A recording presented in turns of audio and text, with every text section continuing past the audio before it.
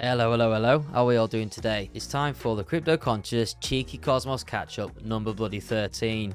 And it has to be a bloody unlucky number, doesn't it, with me catching COVID for the last 6 weeks.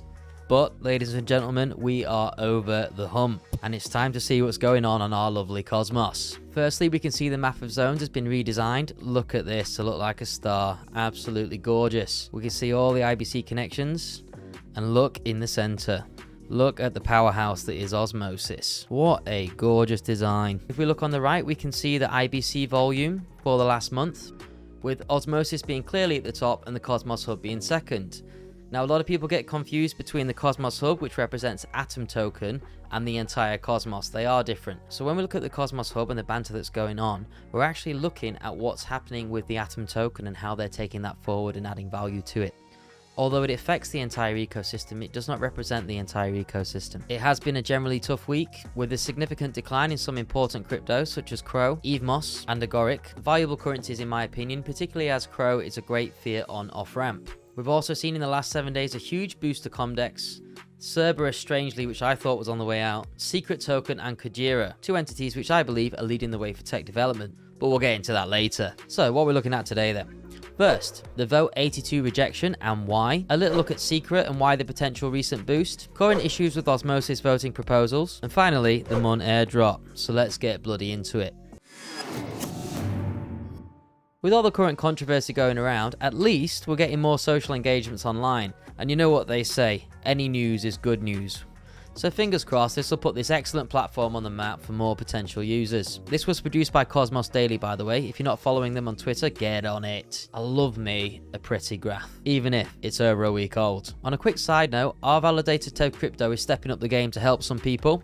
Basically, our main man Josh Lopez, with the help of Icy Crow, have created the CosmosGuardian.com website. Anybody that dumbly gives away their seed phrase to somebody and has all their assets withdrawn, if we know in advance, we might be able to help you by creating a piece of code that will take those unbonded assets and put them in a different wallet before that bad party gets to it. Tedcrypto coming in, just doing our little bit here and there to help you bloody cosmonauts. Alright, next. So Prop.82 has been denied. The white paper is a little bit complicated and I did make a video breaking down this before, but basically the new Atom token on the Cosmos Hub wants to introduce 4 new functions, helping it accrue value. And in order to accrue this value, they want to increase inflation, which will create a fund, which will allow them to implement these changes. This was denied recently, for many reasons according to my current research. But looking at Reddit, the Cosmos Forum and Twitter, the general reasons are, they're trying to do too much at once. They want an incredible amount of funding for interchain security, looking at 600 million. Some people believe that's excessive, some people believe the funds will get abused.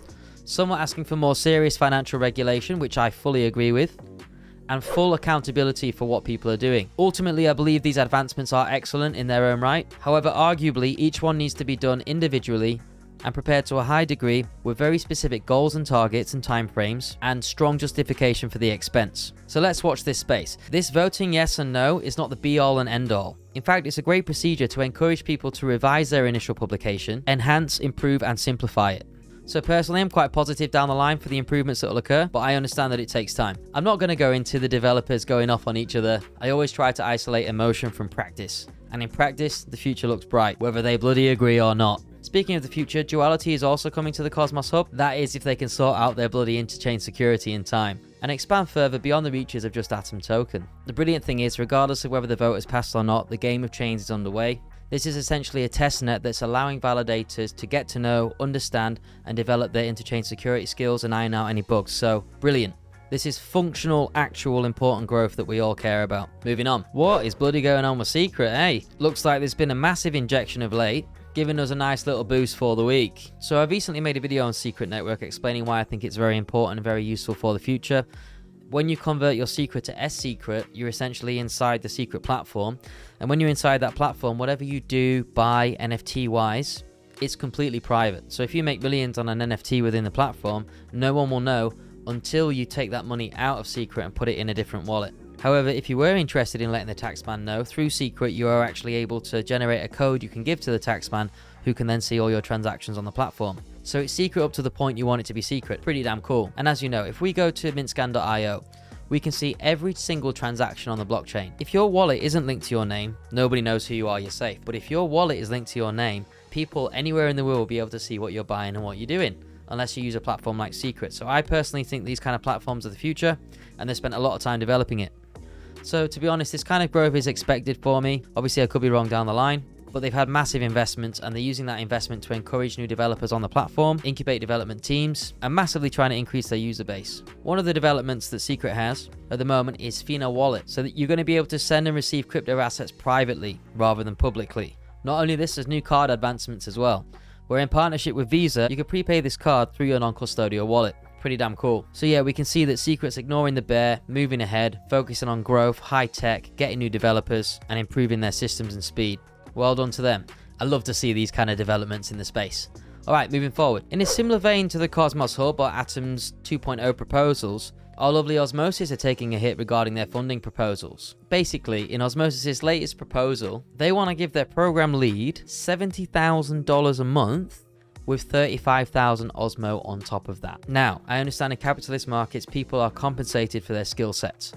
And the more advanced your skill set, the higher your remuneration. But wow, that's more than $1 million a year during a bear market, mate.